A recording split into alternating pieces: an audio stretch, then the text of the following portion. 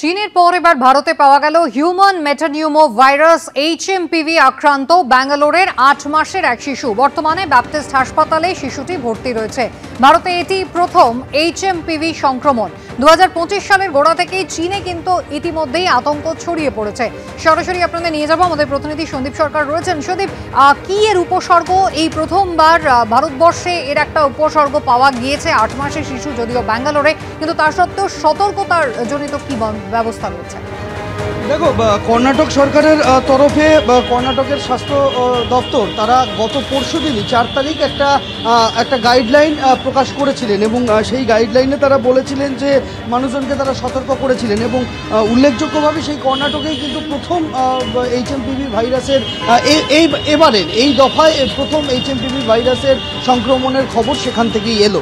যদিও যারা বিশেষজ্ঞরা রয়েছেন তারা বলছেন যে HMPV ভাইরাস বা হিউম্যান মেটানিউমো ভাইরাস এই ভাইরাসটি কিন্তু একেবারে যে নতুন ভাইরাস তা বলার জায়গা নেই, কিন্তু যেটা সমস্যা হচ্ছে যে এই ভাইরাসটিকে শনাক্ত করার জন্য যে পরীক্ষা পদ্ধতি সেটা অত্যন্ত ব্যয়বহুল।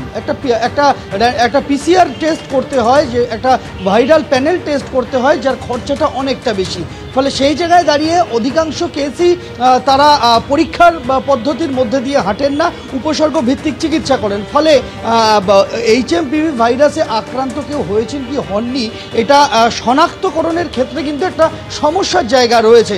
অনেক ক্ষেত্রেই দেখা যাচ্ছে যে একই ধরনের উপসর্গ নিয়ে আসছেন মানুষজন এবং সেই উপসর্গ ভিত্তিক তাদের চিকিৎসা হচ্ছে। এখন তারা HMPV-তে আক্রান্ত কিনা সেটা বলার জন্য যে PCR প্যানেল করতে হবে সেটা অনেক ক্ষেত্রেই করা যাচ্ছে না।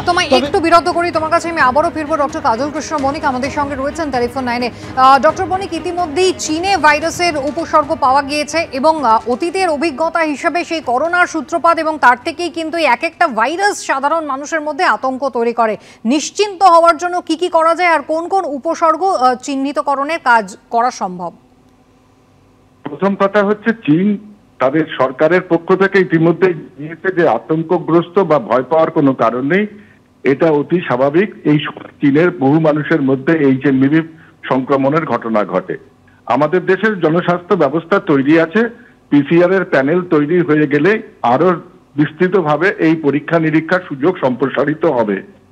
আমি যে কথা বারংবার বলবো যে HMPV সংক্রমণ ভারতবর্ষেও ছিল, 2001 সাল থেকে পৃথিবীর নানা দেশে আছে এবং এই পরীক্ষার ফলে আমরা কিন্তু সাধারণ যে উপসর্গগুলো কোভিড কালে বলেছি যে কোনো রেসপিরেটরি ট্র্যাক্ট ইনফেকশনে হয় সেগুলোই কিন্তু এখানে দেখা দেয়।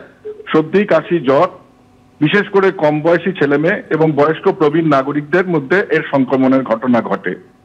পরিষ্কার পরিচ্ছন্নতা এবং মাস্কের ব্যবহার জনবহুল এলাকায় এড়িয়ে চলাটাই একমাত্র হাতিয়ার এই সময়কার।